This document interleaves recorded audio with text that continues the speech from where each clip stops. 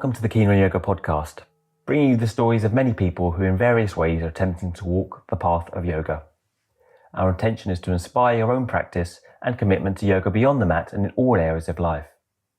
We consider this an offering, a service to the community and labour of love. If you feel inclined, any donations are appreciated. Just visit our page and click the donate button at www.keenonyoga.co.uk/podcast. I hope you enjoy the show.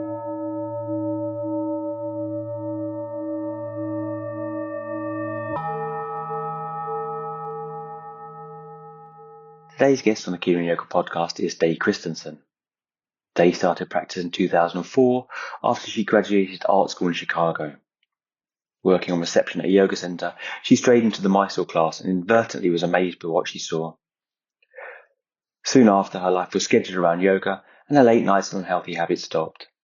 After 3 trips to Mysore, Day was given blessing to teach as an Authorized Level 2 teacher.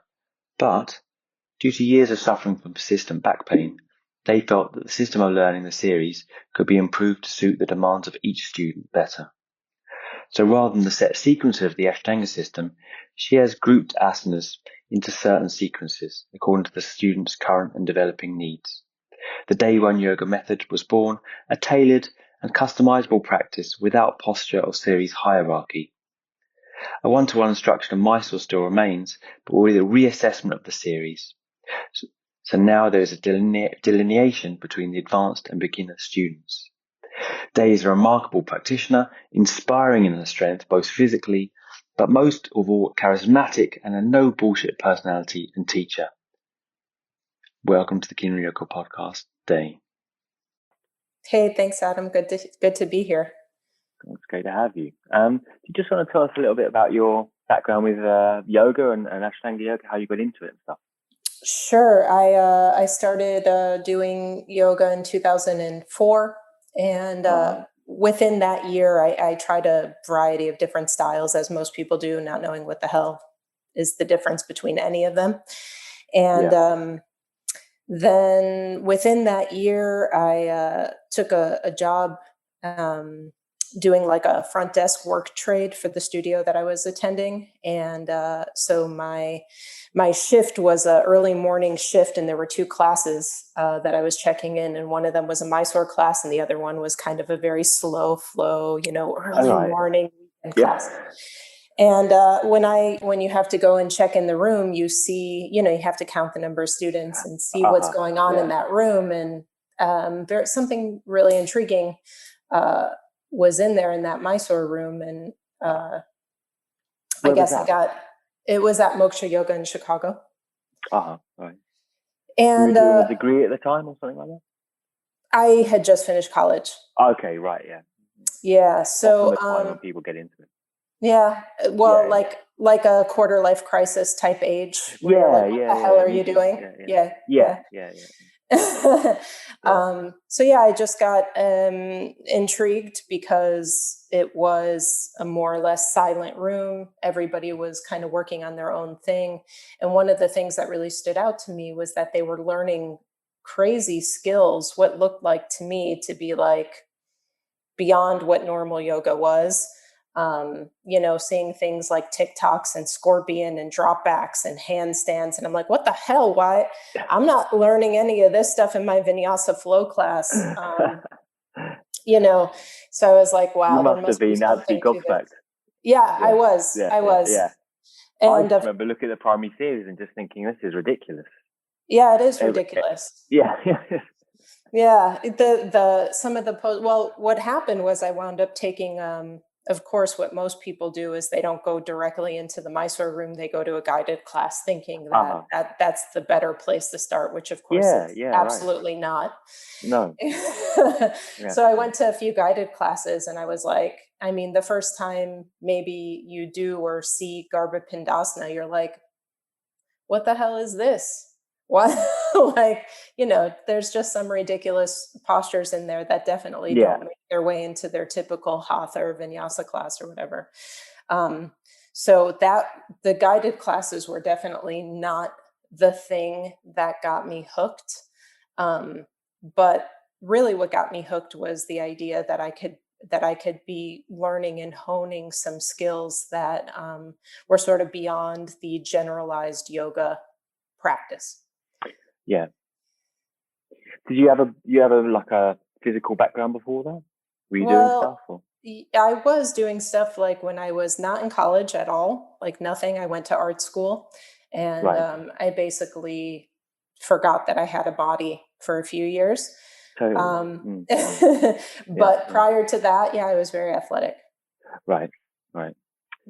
Right. So you got into yoga, you got into Ashtanga like kind of like early on in Chicago. And then you practiced it for a few years and I suppose went to Mysore or something like that? Or how did the progression go from there? It went a few guided classes and dabbling, and then really a big turning point for me was honestly when Kino McGregor came and did a weekend workshop. And actually, I don't think that many people knew who Kino was at that time. Now, of course, everybody knows her, but at that time, she actually didn't really teach workshops. It was just like we just kept doing guided classes. I seem to remember that like every class was like this long Vipassana style meditation and then guided primary. Right. Well, workshop, it's funny, isn't it? Workshop has become a new, like, it is a relatively recent phenomenon, right? I mean, I think the only person that was doing something like a workshop, as I remember when I started, was Richard Freeman. And it was very perplexing for us, most of us. Just sit there, just go, what's going on? When are we going to practice? Practice. What's going on? Yeah. Well, I actually really appreciated that. We were just practicing at that time. Yeah, sure. That's all I wanted to do was just practice. And so, what inspired me was that I thought that I was doing pretty good for myself in yoga. And, I thought I was like, great, I'm brilliant. I had been pretty strong and I made myself relatively flexible compared to what I was when I first started, which was just in a month's time. You know what I'm saying? Yeah. This was within my first year of practice ever. And I had actually taught myself the jump through, but I was jumping through like on my fingertips, Yeah, I know that. Yeah. Yeah. So one of the things that really inspired me to start doing that practice every day was that in that weekend workshop with Kino, she kept calling me out and being like, hey, you have to keep your hands flat, right? And I was like, oh, damn, that adds a whole other layer to this skill. And I was like, damn it. And so I was able to manage to do it a few times during that weekend with my hands flat. But I was just like, I'm going to get this. I'm going to get these movements because I realized that the practice that I did in guided, which was so choppy feeling to me, was choppy because I wasn't doing the transitions. I wasn't jumping through, I wasn't jumping back. And it just felt like I was plopping my ass down on the mat, doing like this ridiculous posture and then plopping backwards. And it just felt very ungraceful until I learned those transitions. So it was really that idea that, hey, if I get these transitions, it's going to be this very, smooth flowing, beautiful practice. And so after that weekend, I said, okay, I'm going to walk into the Mysore room. And that's what I did. Yeah. How long did you kind of progress quickly, or how long did it take you to get the primary series then and the intermediate? I mean, truthfully, the people who were there at that time teaching me moved me into second series after probably 2 months, and it was way too quick. And then I could barely remember primary series. There wasn't much of an emphasis on memorizing. They were just sort of like giving you the answers, like, oh, this is next. This is next. Right. There was no sense of meaning for why it was next.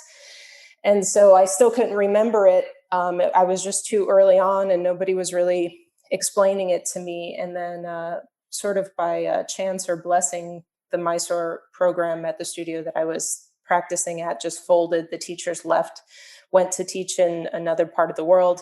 And I was left with self-practice, which was all within probably a year's time. And I had just been practicing on my own ever since. So from that moment, you just took it on your own, did it on your own? Yeah, well, I had a full panic attack first. Yeah. And then I started practicing on my own. Yeah. Yeah. And I went from, of course, doing like full primary series and the few postures that I learned in second to doing half primary. There was no way on my own that I was going to do this ridiculously long practice. So just intuitively, I said, I'm going to shorten my practice. That kind of sounds sensible. Yeah. What I It did was is I very started to sensible. practice and just got a David Swenson DVD and just thought, well, I can try. Give the leg goes there, the arm goes. Oh, right, I'll try that. You know. Yeah. You knew it. You're doing like a horrendous advanced series. You know what you're doing, but no one there to check on you. So who were your teachers after that? Like, how did it go? And I suppose I'm circling around. I kind of saw you, and I think I met you in Mysore. I saw you in Mysore. We didn't really meet that much, but maybe 2012 or something. And anyway, so I think, and I kind of think I understood you've been practicing quite a long time before going to Mysore, right? So, yeah, I had been. I went my first trip. Transition come about? Yeah, my first trip to India was 6 years into my practice. I started practicing in 2004, and I went to Mysore at the end of 2010. And there was sort of an ultimatum in both my mind and the mind of people that I was working with, which was like, hey, if you really want to quote unquote be the best at this, or be somewhat legitimized in what you're doing, you really have to go. You really have to go to Mysore. So I was like, well, alrighty. It wasn't like India was not on the top of my list of places to go. In fact, I hadn't traveled really outside of the country, outside of America. I went to Canada and Mexico. It was like, I hadn't really traveled. And I also had for a very long time, like this huge fear of flying. So believe me, I did not want to go to India. I postponed as long as I felt like I could. Right. And then, I went in 2010, and I guess that's it. That's like, I went obviously I went annually, more or less. Yeah. Mm-hmm. And you know, what were your feelings about it? I mean, how was your experience there? And obviously you describe yourself as an Ashtanga. How do you say it? An Ashtanga rogue now? An Ashtangi gone rogue? I'm definitely rogue. Yeah, right. So not I suppose I'm a bit because as well. But I mean, how did you feel about it then? I mean, you know, obviously the first experiences must have been reasonable. To go back again? I felt like I had to go back. I didn't love my first trip, but again, it was very hard for me to be away from home, for so long, to be in total culture shock. And so yes, I was not in love with my first trip, and I was also sort of warned, like, hey, don't expect Sharat to know your name, or don't expect anybody to pay any bit of attention to you, or whatever it was. And I was like, wow. So I had very low expectations. I was like, okay, great. I guess I'll show up to this foreign country in this place filled with international students and just sit and be a nobody for a while until I was go home. Go home until I was somewhat paid attention to.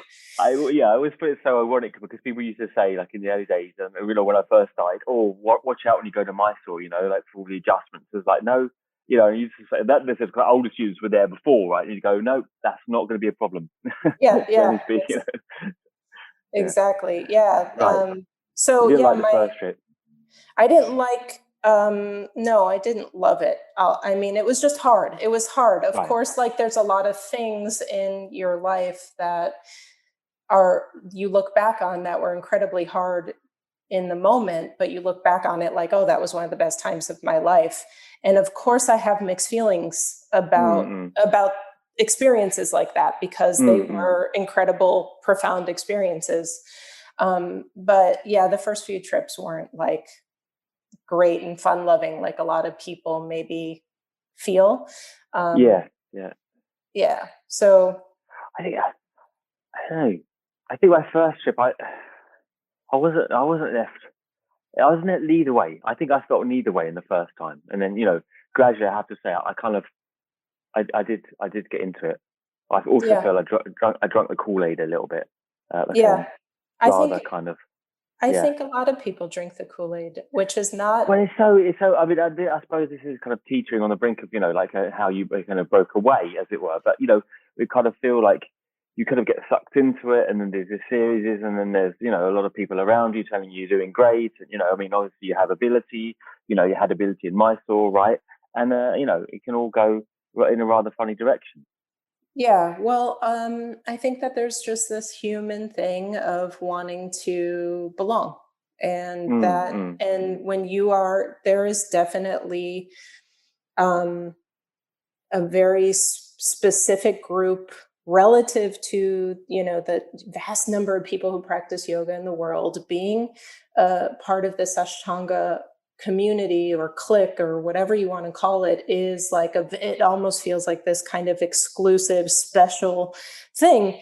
And it becomes very attractive for a lot of people, but it also can be like the source of, like a lot of competition and like any clique would be. There are nicer words I could use, and there are probably worse words I could use. So I'm using clique as sort of a middle ground.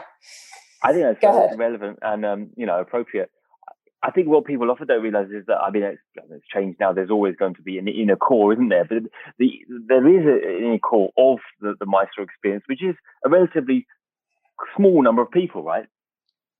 Yeah. That kind of make quite a kind of strong influence as to how one would approach it, right? Right. It's kind of, you're going to be like this, and you're going to act like this, and it's quite, yeah. And how did you find the breakaway then? What happened that made you kind of because I assume you're not going to go back again, or are you? No, I'm definitely not. If I ever go back to India, it will be for vacation or some other reason, professional reason. But how did it happen? The branch was so slowly breaking beneath my feet, so to speak, and there were a few things, but I think what really did it was at the end of 2013, which was not that far into my sort of career as being a student in Mysore, I was at that kind of crucial place between second and third series where I was learning TikToks, which was a complete nightmare for me, if I'm honest. I sort of make a joke in the Ashtanga world that there are two types of people. There are people who can TikTok and there are people who can scorpion. And it's sort of like you don't do both. I was definitely on the scorpion team and not on the TikTok team.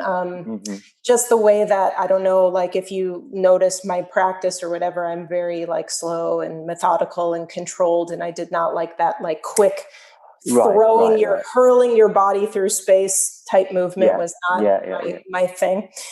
And so anyway, through that year, that 2013 year, I was actually the year that I was authorized level 2 was that year that I was super afraid of not performing well enough to be perceived as, able to move on to the third series. And TikToks was definitely a point of contention for me. And though I could do it, I wasn't consistent. I was like, there were times when I would get over, there was times when it was just like, fuck, what a nightmare. And so I was feeling a lot of pressure. And of course, not to, name names, but Sharat was like, happened to be standing on my mat, like almost every single day when I was doing TikToks, like, come on, do them so we can do this catching nonsense and get it done. And he does, He always does seem to have a bad habit of kind of being in a way you don't want him to be. Uncanny ability there. And on my part, stupidly, I rushed through something that really should have taken me a lot of time and consideration if I was to do it. So I was rushing through these things, and that led to a really bad pattern that year where I was just going so quickly through the TikTok that I would like throw myself over, and I was landing in such a way, I guess, like most people do. They have one side that's tighter than the other, right? So my right side of my back and my right hip were much tighter than the left side. So I believe that when I was landing and I felt it, I was landing kind of boom, boom, right, left, boom, boom, right, left. And in one of those landings, I landed and threw something, maybe a vertebra out of place. Right. And it was one of those feelings like you ever feel like you want to twist just to pop your back or something like that. It was one of those feelings where I felt like, God, I really need to twist and pop my back. And it felt so out of place, so uncomfortable. And it didn't last like a day or two. It lasted 5 months. And anyway, it was the beginning of the end, so to speak. Once I was able to, through actually PJ's father, do you know PJ Heffernan? Was a chiropractor, is a chiropractor, and was able to pop me back into place. And I thought, oh my God, after 5 months, thank God, this pain is going to go away. But actually what happened is it got worse. And so it was a muscular pain. I didn't understand it. I didn't know what was the cause of it. What could I do?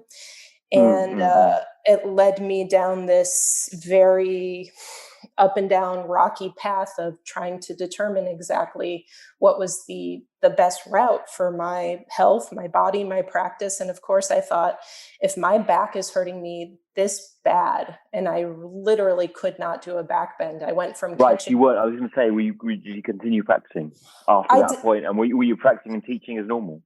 I was teaching as normal. I certainly wasn't practicing as I normally would. I couldn't, I went from someone who is able to sort of catch, you know what I mean, but when I say catch, not everybody does, but I was one of those people. For those who don't, yes, it's a little Mysore clique terminology, catching your ankles. Very important in Mysore. Yeah, right, exactly. So I was one of those people who could do it by myself, unassisted. There's not tons of people who do that in the yoga world. And I went from that to not being able to like push into a wheel. The pain was just excruciating. So anyway, it just led me into, well, first of all, I thought my career was over. I thought that the almost 10 years that I had devoted to this practice, the time, the money, was gone down the toilet. I thought, there's no way I could be quote unquote successful in this field, not be a part of the clique, the in crowd, not be a part of the Ashtanga system, not be able to get past third series, not become third certified, all these things. It just felt like my world was crashing down. And it, of course, led me to be where I am today, which is learning how to figure out why your body has pain, the patterns of pain that there are, why certain people get certain pains and why other people get other pains, and really ultimately what is good about the Ashtanga practice, what I've chosen to keep, so to speak, and what I really see as a model that needs to be adjusted. And so that's basically what I'm teaching now, is what I'm calling the Day One Yoga method. Right. And I mean, just as a route into that, how did you solve your difficulty with the back then? I mean, so you had this crisis point, talk us through how that went and how you resolved it. How I resolved it was through a lot of trial and error. I tried to work my way through back bends, simpler back bends. I thought that I would be able to build it back up again.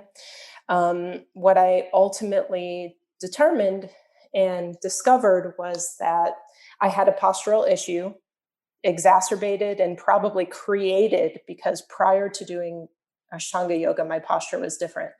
So I think it was truly created from the practice that I developed a postural dysfunction called anterior pelvic tilting, or APT. And that one of the things that I recognized in the practice, especially the practice that I was doing, which was primarily second series, 5 days a week, and what I was working on, even on primary series days, were tons of back bends, drop backs, TikToks, et cetera, that my practice had become almost completely dominated by back bends. Maybe 70% of what I was doing was back bending just because of the sheer amount of time that I was devoting to it. And what I determined was somebody who is an anterior pelvic tilter with tight low back muscles, that doing back bends makes the problem worse. So what I thought about, of course, through this discovery, I never even really heard of it or paid much attention to APT, PPT, postural dysfunction, movement patterns, anything like that until I actually had pain and had to deal with it and figure it out. But what I've discovered is that our quote unquote idea of balance in yoga, and I'll give you a really simple example. Let's say our idea of balance is that you do Janu Sirsasana on the right side for 5 breaths, and of course, then you'll do Janu Sirsasana on the left side for 5 breaths. You'll do up dog, you'll do down dog, right? That's balance. You do a forward bend, you do a back bend, you do right side, you do left side, and you give everything this sort of equal place, right? That's the ideal. And that's what Ashtanga or yoga or whatever is supposed to be, that this idea of balance. But what the truth is, what the reality is, what the practicality is that what you have is people coming from all different places who have, quote unquote, an imbalance in their body. So doing something that is balanced, doing every movement with equal weight, right side, left side, forward bend, back bend, means that they wind up in the exact same place, which is imbalance. I'll give you another example. If let's say that you have, everybody has one hip that's tighter than the other. So if your right hip is tighter than your left hip and you're doing something, this is the Ashtanga speaking again, let's say you're doing leg behind the head, right? And you do 5 breaths on your right side and you do 5 breaths on your left side, you're still imbalanced. What you really need to do if your right hip is tighter than your left hip is you need to be on your right side either twice as long, 3 times as long, 4 times as long, or you need to do the right side and not do the left side, because that would actually create balance. So what I came to understand is that, hey, if this yoga is supposed to make us healthy and create sustainability and longevity and peace and harmony in our body and equilibrium and all these things, then we have to stop making the practice this, sort of perfect thing that we all must try to attain or achieve, and say, wait a minute, the practice actually truly has to do what it's supposed to do, which is adjust for the practitioner. In other words, the practitioner should not be in servitude to the practice. The practice should be in servitude to the practitioner. And that means that in order to, quote unquote, have a balanced practice or an equal practice, that number one, balance has to do with how the body responds. And so if you're tight on the right hip, maybe all you should be doing is right side exercises and then doing something completely different for the left side. That would actually achieve what we're all really looking for, which is to correct our problems, or to achieve, as I said, lack of better word, is balance. So the only way that you could possibly know that is, as a teacher, is if you know bodies and if you know your students, if you actually talk to them, if you really get to know them. So that means that the paradigm, the current paradigm, or maybe what I should say is the past tense paradigm, was that there's 70 plus, maybe 300, maybe 500 people in a room. And there is absolutely no way to know the people who are practicing. There is very little connection between teacher and student. There's very little consideration, because how could there be? You can't possibly know every individual in a room, in a sea full of people.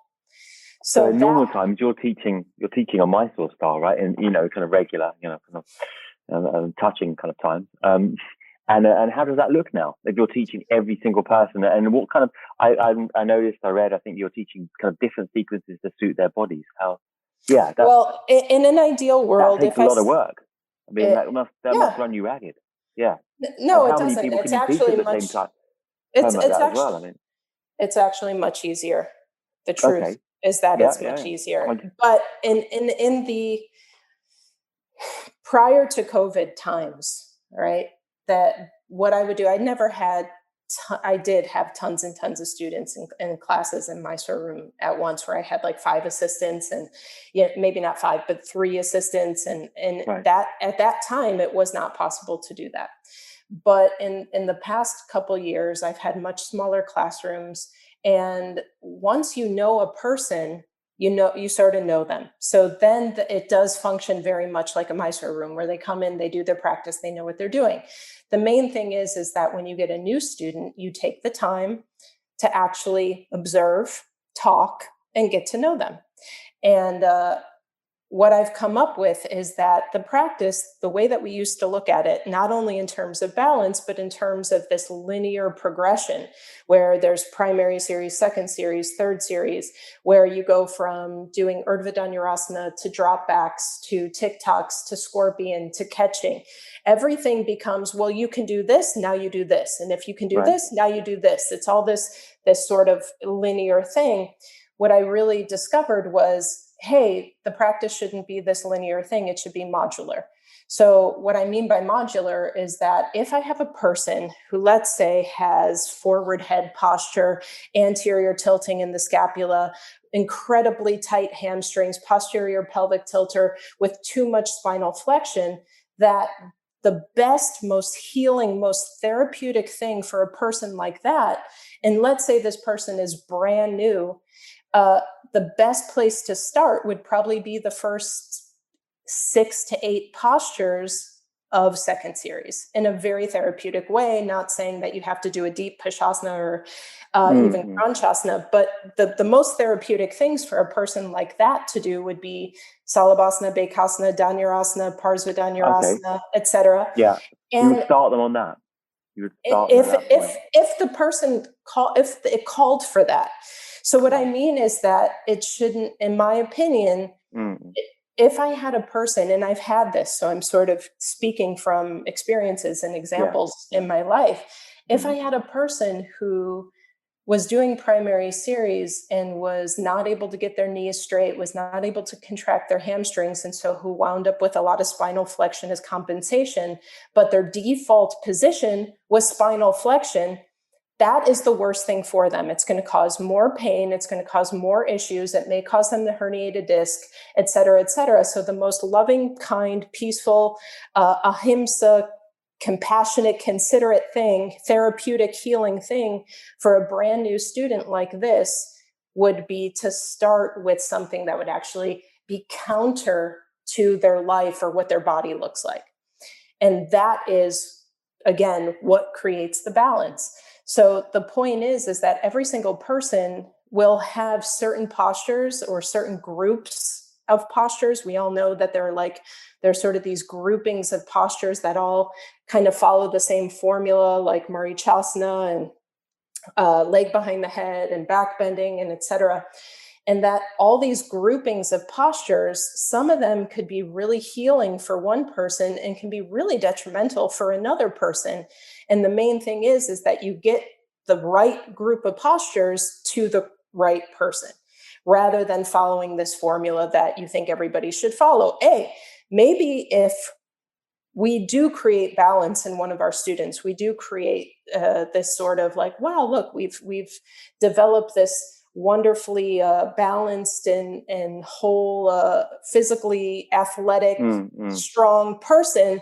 Maybe then they can follow a more linear pattern. But for the majority of people who are human beings with life and issues and jobs and whatever, let's face it, nobody's devoting their lives to their yoga practice the way that we in this Ashtanga community does. They have other shit going on. Nobody is going to go through that horrible, horrific, painful process if they don't need to. If they could just start with a group of postures that actually makes them feel good and sort of get through their day. So for somebody like this, actually the person that I'm thinking of, I'm describing, is like was a car mechanic. There is actually a student I had who was a car mechanic who was doing this learning primary series, and he was thinking that the yoga practice, was going to help his back feel better. And he's hunched over the hood of a car. And then, of course, learning primary series where you're forward bending. Right. That's not going to make you feel better. Actually, your back pain won't be better, or it'll be worse. So the best thing to do is do the opposite of whatever life has brought you. And that's the point of doing this modular practice. And it puts a lot of responsibility on the teacher. What do you reckon about if someone comes in and they're like, I mean, do you still teach let's say, in inverted commas, the traditional sequence? If someone has the ability, let's say, and they seem to be exhibiting no signs of pain or injury? Or do you take things out and change it? I almost change it for almost everybody. How do you change it? It depends on the person who's standing in front of me. Really, honest to God, I haven't taught in this setting since COVID. I have not. I've been teaching online. I haven't had that opportunity. And so the truth is that when I'm teaching online, I'm teaching strength sequences, something that I call drills and stronger together. And I'm not actually teaching the actual yoga postures unless they have taken some of my courses and done some one-on-one, so I actually get to know who this person is. So that is how I'm doing it, and it just depends. I've had very capable looking people. I've had people who, I'll give you an example. In the past couple of years, I had a student who came in very young, very fit, very athletic, good shape, strong body, clearly had some sort of a gymnastic background, and came in, and I taught her primary series. And then at the end of primary series, I said, okay, do a couple back bends. Without telling her anything about the back bends, after a few back bends, she stood up and dropped back. So I said, well, that looks like a very capable person, doesn't it? So I said, well, she's like, do you care if I do this? I said, go ahead, do it. Do what you want. Do, go ahead. And she started doing everything, the TikToks and the script, and this is a brand new student. She's been with me 2 days, 3 days, a week. Yeah. I don't even remember at this point, but I was just like, she came in with a natural ability, right? Long story short, after a few weeks of practicing, maybe a month, she was like, she stopped showing up. I contacted her and I said, well, what's going on? She said, my back's just killing me. I just haven't been able to come to practice. And I said, you know what? And this is all during the time when I'm starting to figure it out. I said, you know what? I think you're an anterior pelvic tilter too. And I think that all these back bends that you are very, very capable of doing are actually making your problem worse. And that's why you're experiencing so much back pain. So I said, hey, do you want to come in and try to do a practice that I've been doing to heal my own back pain? And she came in and I basically taught her, a lot more emphasis, even though she was doing primary series, which really looks like a lot of forward bending. I did a lot more emphasis on spinal flexion, really rounding the back, which is something that's totally a faux pas. It's a total no-no. You're not supposed to round your back.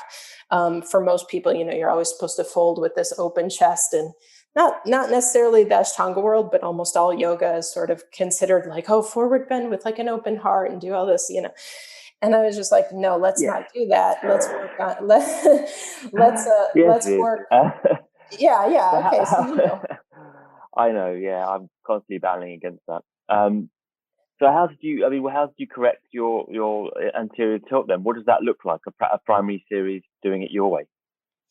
I've completely eliminated up dog, any back bend.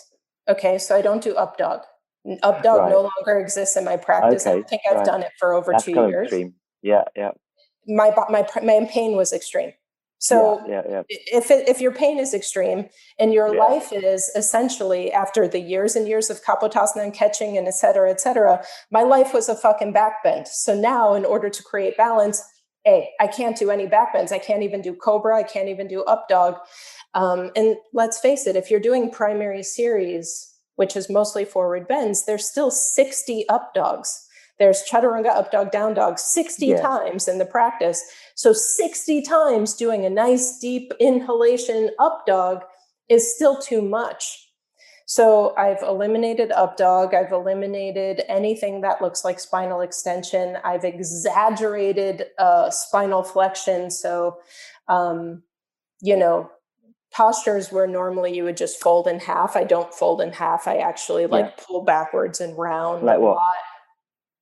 Like what? So, like here, I can show you. Is this on video? Will people see this video? Have to it's just describe audio? it with your powers of speech. Oh, wow. Okay.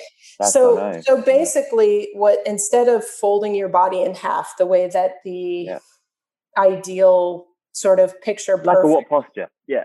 Paschimottanasana, forward bending.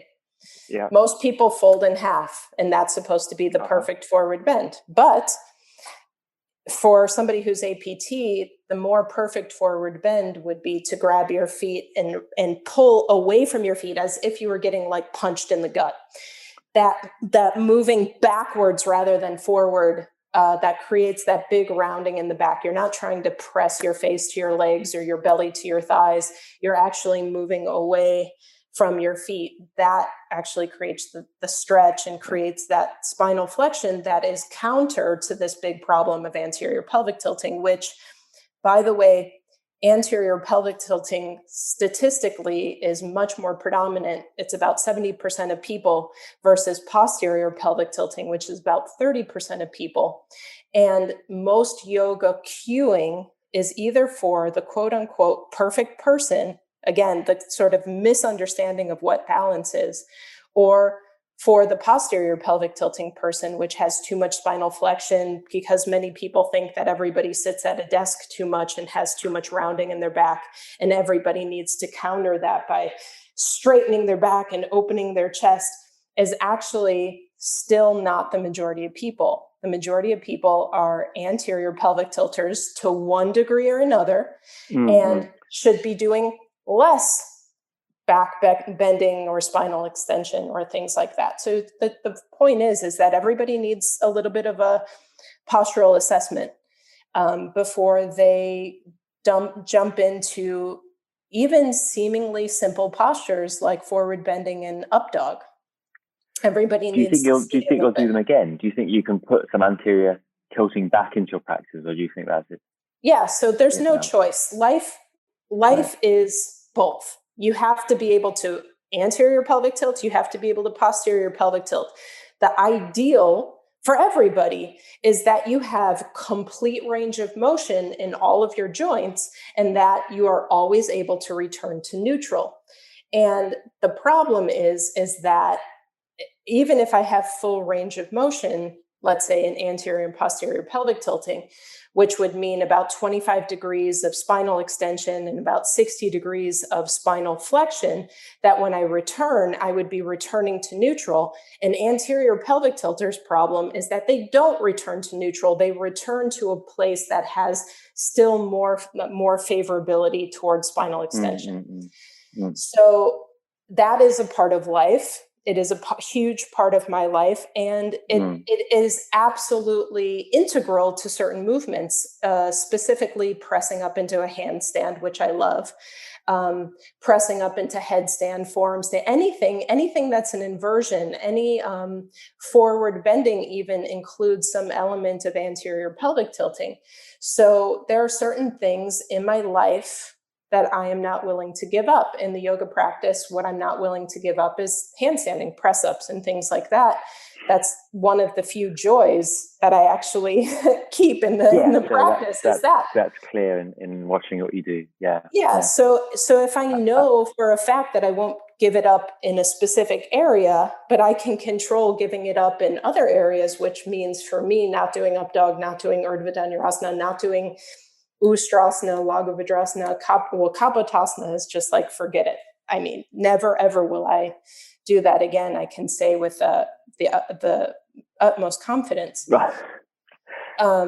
So that's what I mean by creating balance and recognizing what sort of movements and movement patterns are a part of life and where you can sort of cheat or or hack your body in order to create what we really are looking for, which is pain-free, happy, healthy range of motion. I suppose I'll kind of circle around the question of people that obviously say, well, that's not yoga, right? I mean, how do you defend that? That's just functional movement, right? I mean, like you must have had that kind of thrown at you, right? I mean, I agree with a lot of what you're saying, by the way, in terms of how to approach the postures. Yeah. But, people are going to say, well, and I know people are thinking, listening, well, I've got this tradition, we've got this tradition of yoga and it's Chitta-Vritti Narodaha, and it's, there's something spiritual about the sequence and, the mind control and facing obstacles and, and submitting and, all this stuff, right? You've heard it before, I'm sure. I don't need to tell you that. Yeah. I mean, what you're describing is intelligent, functional movement, but does that not make does that stop it being yoga anymore? How does that relate? Okay. How does that relate on a deeper level to you? The truth is that I think it's more yoga. It's more of what yoga is supposed to be. Right. Yoga in its essence is one thing, and we can discuss philosophy of yoga and the meaning of the word and all that stuff. But when we're just talking about yoga, physical asana yoga practice, the yoga asana practice is meant to create exactly what I said, a sense of calm, peace, balance, ease in your body, et cetera, et cetera. And if you are doing a practice that is specifically something that, again, is this linear practice that forces the practitioner or gives them no option, no outlet to other than to follow this pattern, and that means that they have to go through a group of postures that could be potentially harmful for them, that is not yoga. That is not ahimsa. That is not what our yoga practice should be. Even there is an element of tapas or agni that you have to endure, which is essentially sort of a heat or a burning or whatever you want to call it, the painful moments of practice. The painful moments of practice should be that there's challenge, that there's struggle, that there's difficulty, but it shouldn't be overall harmful. And so what I see as the practice that I'm doing and the practice that I'm teaching and sort of trying to bring out into the world is that true yoga practice means that you're doing something that is good for your body rather than doing something that maybe is good, maybe is bad, but it's the way things are done. And we're following a tradition or we're following a lineage, and hey, put yourself through it regardless of what it winds up making you feel like in the end. So I'm not real big on tradition. Let's face it. Tradition isn't traditional. When I first started going to Mysore, Sharath, for instance, was teaching that the last Titi-Basana A, so there's like Titi-Basana A, Titi-Basana B, C, D, and then there's A again before you transition out. And when my very first year going to Mysore, in that guided second class, that Titi-Basana was held for 5 breaths. The second time that I went back, it was held for 1. So the point of this small little example is that tradition, quote unquote tradition, is constantly changing. And I think that anybody who's practiced for a significant amount of time knows that Sharath, what he's teaching has become so vastly different from the early teachings of Pattabhi Jois, yet we're still clinging to this idea of lineage, parampara, tradition that actually is almost 2 different practices entirely. So there is no tradition, is the point. There is no tradition. What we're really meant to be doing as people, as teachers, as practitioners, is doing the best, smartest, most intelligent practice for the person practicing. And if the person who's standing in front of you as a teacher doesn't recognize that, as a teacher, it's your job, it's your obligation to be able to recognize what is appropriate for the student standing in front of you. Not to say, this is the practice and I'm going to force a round peg into a square hole. It is to say, this is the practice that will actually help, or hey, I don't know exactly what's the best thing for you, but let's experiment, discuss, and try. Is this a group of postures? How does this feel for you? Let's try it for a few weeks and see, and maybe we'll change it.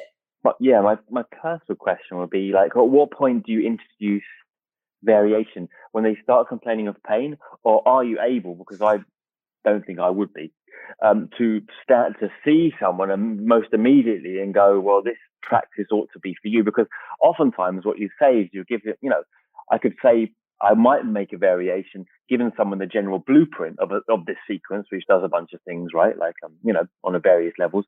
And then after a while, they come and go, well, you know what? Like, I've got a lot of pain in my lower back. And, you should look on what they're doing and just say, well, okay, well, maybe you ought not to be doing Kapotasana then. It's very basic. I'm not that smart with it. I'm very basic and very, just very rational and just, I'd be interested to know if you feel that you have more foresight as to where a body might be going with it. Well, I didn't at first, but I think I definitely do now. Yeah. Right. Now I know the patterns to look for. I know what I know. First of all, just standing, just posture. I can look at somebody doing a sun salutation A. So that's the first thing we do. Doing a sun salutation A, you're standing. That if you go to any physical therapist and you say, can I have a postural assessment? The first thing they're going to do is make you stand up from the side, stand from the front, stand from the back. So essentially standing, you can see a person's posture from how they stand. Second is forward bending. So you can see what their back, what their knees, what their legs look like in forward bending. You can see, is this person predominantly tight in their hamstrings, or are they predominantly tight in their low back? You can see how much spinal flexion is occurring within the very first forward bend, or two or three.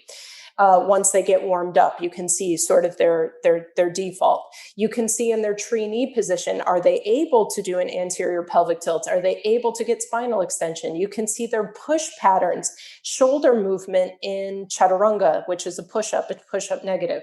You can see up dog.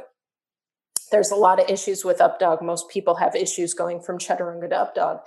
And then down dog is essentially a half forward bend. It's 90-degree angle. You can see it all there too. So in every single movement of Surya Namaskar, you can look at somebody and say, okay, I know exactly what is going on with this person. I can see, all right, yes, they're strong. Yes, they're athletic. Or no, they're not. No, they're not very strong. No, they're not very athletic. No, they're not coordinated. But beyond that, you can also see, hey, this person has a posterior pelvic tilt. Hey, this person has anterior scapular tilting. Hey, this person has scoliosis. Hey, this person has a tight right hip. Hey, this person has X, Y, and Z. And you can almost immediately, again, within the first 5 minutes, say, yes, I know exactly what a good formula for you would be. And then, of course, there is an element of, here, try this on. Does it feel better? Are you feeling better? Yeah. But you mentioned the example of upward dog, and it's like, well, say the person comes in and they you can see that they have a problem with it. How would you carry on teaching them in the hope that you might correct it, or would you just simply say to some people, well, just don't do it, like you decided not to do it at all? Or is there a way with a lot of people that might be listening that will think, well, maybe there's a correction or a way that you would teach it that would resolve or balance out the problem of this anterior pelvic? Posterior pelvic tilters could benefit a lot from doing light back bending, which I would include up dog. Compared to the back bends that Ashtanga practitioners do, Urdhva Dhanurasana, scorpion catching, Kapotasana, up dog is a light back bend. Now, it certainly doesn't feel light for every single person that is doing it, but for this context, I would say up dog is in the category of light back bending. And certainly for a posterior pelvic tilter, doing a small element of light back bending could actually be really wonderful, therapeutic, healing, and make the person feel actually really great in their body through, extended practice of doing it. I would say that if they have a really hard time back bending, it might actually be a good thing for them to do, but they may have to take steps in order to get to up dog, meaning Salabhasana might be a better substitution, or cobra, or a low low cobra or something like that might be a better substitution in order to help them not bend and just, everybody bends in between S1 and L5 and L5 and L4. If they're only bending at that specific hinge point, and you want to try to get them to access the upper hinge point between the thoracic and the lumbar spine, you may have them doing cobras and doing a little bit more pulling rather than pushing in that movement, and that might be really wonderful and therapeutic, as I said. But if I had a person like the girl I mentioned, who was very capable doing back bends, doing TikToks within her first week of practicing, who came with that ability, and she could do up dog like nobody's business, it doesn't mean it's a good pose for her to do if she's a strong anterior pelvic tilter and her back muscles are just chronically tight. What she should be doing is actually eliminating up dog altogether, because doing up dog is actually going to exacerbate her pain and her problems long term. So in order, you have to figure out what's going to create the balance. And you have to be able to figure out, even if a person looks strong, wonderful, and athletic, does not mean that they should and can be doing everything. They still have certain things that are better for them than others. Yeah. And you just have to be, well, for me, it was just, it was a necessity for me. It was a, necessity born of pain. Yeah. But I suppose, vinyasa has obviously gone out the window. What do you mean by that? Like vinyasa, the style of yoga has gone out the window? No, as in like, I suppose, let's be clear, the seekers of counting and the structure of that counting, breathing, movement, and you're not up, into that, or does that still? No, way behind. Right, okay. To me, the most effective, quote unquote, format of teaching and practicing is either one-on-one or in a Mysore style setting where you're doing individual teaching in a room full of people, doing a guided class in any form, vinyasa, hatha, whatever other styles exist out there that are hybrids of each other, doing guided classes. Even in the simplest postures, up dog, forward bending, could be disastrous for certain body types, and does the exact opposite of what we're looking to achieve, which was balance, harmony, and equilibrium. We're all looking to achieve that. What point does the breath play in that? I'm sorry, say that again. What point does the breath play in that? The breath, breathing as needed. I mean, the point is that as a teacher, even in a Mysore style room, let's be honest, nobody is breathing to the vinyasa count in a Mysore style. That doesn't exist. It's not real. It's sort of this fantasy. But once the teacher and the student have had some communication and have had, we agree on this is a good way to practice, or this is a good program, or this is a good group of postures. Once the student is doing that on their own, the teacher has moved away to somebody else. There's the breathing. There goes the breathing and the connection to actual movement. The same way that it would be if you're in a gym lifting weights. There is an absolute intuition to how your body should be breathing when you push, your body weight up over your head, or when you should be holding your breath, when you should be bracing, when you should be inhaling, when there's a moment of, free breathing. All of those things happen absolutely intuitively once you have an established pattern or rhythm. Again, whether it's lifting, Olympic weightlifting, where you're lifting 180 pounds from the floor to over your head, there is a specific pattern of movement, the same way that it would be that there's a specific pattern of movement in vinyasa when you're eventually aiming to get into an asana. There's a specific pattern of movement that will get you into that asana. And because of that, there will be a specific pattern of breathing. And it actually has nothing to do with the vinyasa counts, if we're really and truly honest, because the vinyasa count for Marichyasana D is sapta from down dog, sapta, inhale Marichyasana D.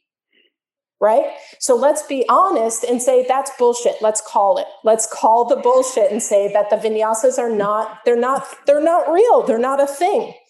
The real thing is that you're going to jump through, probably take 1 or 2 breaths to get there, take your left foot in lotus, take 1 or 2 breaths to get there, stand up your right knee, 1 or 2 breaths, take an inhale, exhale, twist, take your arm. As you're taking your arm back, there might be 2 or 3 breaths.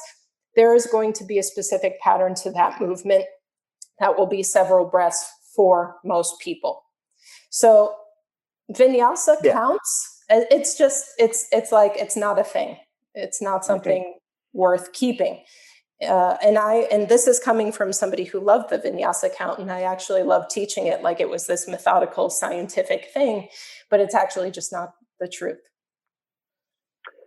Yeah, I mean, that's a kind of a partly approach to the question, but I suppose to kind of go further into it. So when you're doing this different sequences for people, and then you're giving them different postures at different times, and you're working on different things to functionally correct things. Do you lose the meditative quality of the breath, or do you find that you can continue that better in the structuring of what you're doing? If you're not in pain, it's better. Right, I thought you were going to say that. If you're not in pain, it's better. And it's long-term. It's long-term. The truth is that when you get a brand new student, they're not doing anything that they're supposed to be doing. They're not breathing correctly. They're not moving quote unquote correctly. And they're not doing anything that they're supposed to do. This is a progressive, evolutionary type practice. So there is no idea or timeline necessarily of when they're going to, or any person is going to achieve quote unquote perfection or idealism in the posture, in the vinyasa, in the practice. The best possible thing for you to do is, in my opinion, is trash all of that thinking that there is going to be some utopia ideal practice, which is what we're sort of indoctrinated to think when we're doing guided primary with the perfect vinyasa count and the perfect breathing and everything, and say that the most perfect possible thing you can do for your body in your yoga practice is exactly the opposite of what you do in life. In other words, if your life is anterior pelvic tilting and arching your back too much, or if your life is scoliosis and you have a scoliotic curve that causes your right side to be incredibly tight, or whatever it is, then your yoga practice should be exactly the opposite of what life has done to you, essentially. Right. Mm. And that will create the best possible scenario for everything, for your breathing, for your health, for your mentality, for your emotions, for your spirit, everything, because you're going to be feeling better in your body. Can you bring some of that, just to kind of finish off with you now, can you bring some of that practical wisdom into diet? What do you do for diet? People love talking about food. Oh, God. For me, what I've really, like the truth that I've really sat with is that it's a very, as Al Gore says, it's a very inconvenient truth, which is that I honest to God believe that, we should be vegan, plant-based, and primarily raw, very little grains, if at all. And primarily raw, vegan, plant-based, fruit, mostly diet. What about if you're living in a colder climate? I know you live in kind of Miami. It's pretty okay to eat fruit there. But what if you're living in London? Yeah, would that be all right to be raw and eat fruit? Yeah, it's tough. But what I would say is broths, like like vegetable broths and soups, and warming your food. I'm from Chicago. I'm from a very, very cold place. Right. Very cold, too cold. But warming your food, or very lightly cooking it, or dehydrating it, blending, which in the blending, of course, keeps it raw, but it makes it warm. So different. I know that the food availability, it's not quite the same in colder climates, but definitely as far as health and as far as sentient beings are concerned, it's animal free on my plate. Yeah. And what about, I mean, the obvious question, you know, where do you get your protein from then? I mean, you look like you've got enough protein in you. How do you kind of maintain muscle mass? Protein is in literally every food. It's in every food. So the protein thing is a myth. Thinking that the only viable source of protein comes from animals. Animals also get their protein from grass and from greens. So the best choice for proteins are actually, leafy green vegetables. And if you like any plant-based option that you would choose contains protein. Fruit contains protein. Figs are high in protein. I mean, and so I like figs. Okay, so that's wonderful. Just to kind of give a rounded, well, not really a rounded perspective of you, but I always like the question at the end. What something that inspires you, and a guilty pleasure, a treat, an indulgence. Wow, something that inspires me so much inspires me, but I love like a good underdog story. Like the best example is like watching Rocky. That would that's something like that would be like my my thing. Any inspirational stories, biographies, or like a good underdog movie would be very inspirational. But reading, my students inspire me. People all over the world inspire me. Really, I can't get it. I'm overflowing in inspiration. Really. And my the guilty pleasures I have are like dark chocolate and coffee. Oh, cliche. You finally submitted. But did you feel that you were an underdog? Why the underdog thing? That's something interesting. Relate to that. Everybody's an underdog. Right. I mean, you always, what you're given in the world, the view of the world is that life is hard. You have to work hard. You have to, whatever these sort of cliches are that you always, you sort of feel like as a human being, even in Buddhism, life is suffering and it's always uphill.